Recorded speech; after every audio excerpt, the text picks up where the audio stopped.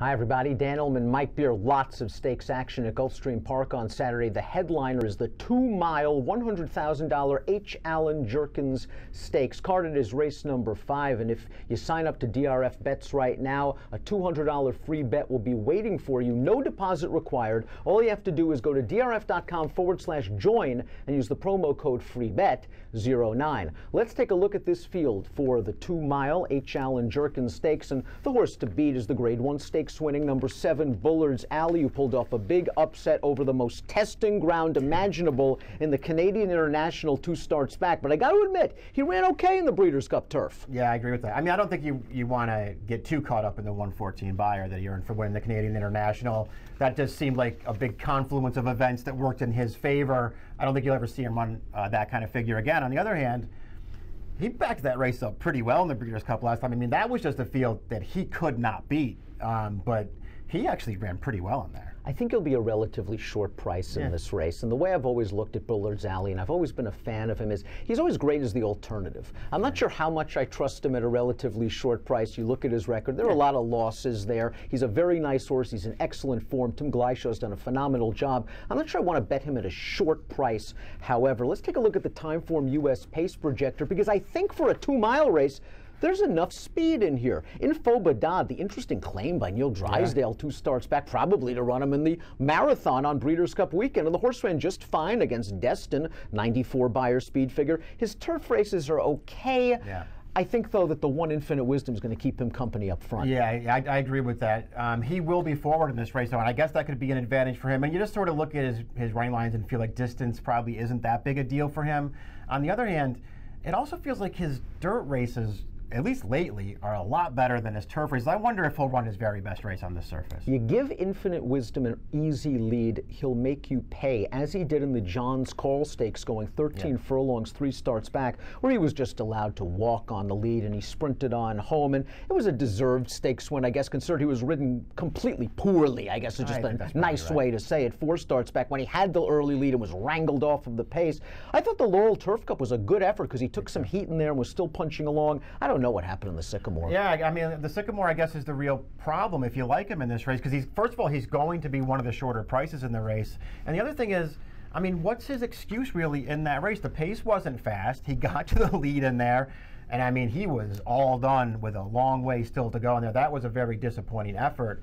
If you can find a way to get past it and just go and judge him, especially off of his prior 4 turf starts when they started going longer with him, boy, it's hard to knock him off of any of those performances, because he ran really well in all of them, including, as you say, that Laurel Turf Cup had a solid pace that he was close to. He ran really well on that race. It is worth noting that one of the also-rans from the Sycamore, one of the other also-rans, Manitoulin, came back to win the Grade 2 Hollywood Turf Cup with a 96 buyer speed figure. Let's talk about Shig McGaughey's entrant, the number 3 Gold Shield, to a beautiful pedigree. And I think a lot of folks expected big things from Gold Shield from day one. And I think it's safe to say he's been an underachiever throughout his career. He popped a 100 buyer speed figure last time out, going 1 mile and 3/8. And I wonder if he's just the typical Shug horse, a late developer, has had plenty of time to mature. Now he's now he's at peak maturity. Yeah, I guess maybe that's one way to look at him. The other way to look at him is, you know, he's just never really turned out to be that good. And I know that his last race was sort of the best race he's ever run.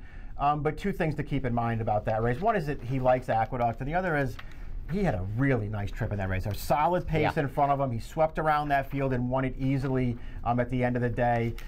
I don't know, Dan. I'm not a big fan of this horse. I never have been, and I don't really want to take him as one of the I don't know if he won't be the favorite here, I don't think, but he's going to be one of the shorter prices in this race, and I just don't really want to take him. If he backs that last race up, he can win, though. The number 4 English Illusion is a really hard horse to ride. He gets rank in the early portion of his races, but he does love distance. He won at 13 furlongs over the Woodbine Tapeta surface, 2 starts back, and the valedictory last time out. I mean, that race, at least Leave Him in Malibu, was up close. I believe wired that field. English Illusion tried to get into it and really couldn't. I think he's slightly better on synthetic than turf, however, and he really didn't do much in this race, with a little trip in the Jerkens last year. A little bit of trouble last year, but you're right, he didn't really do that much running either.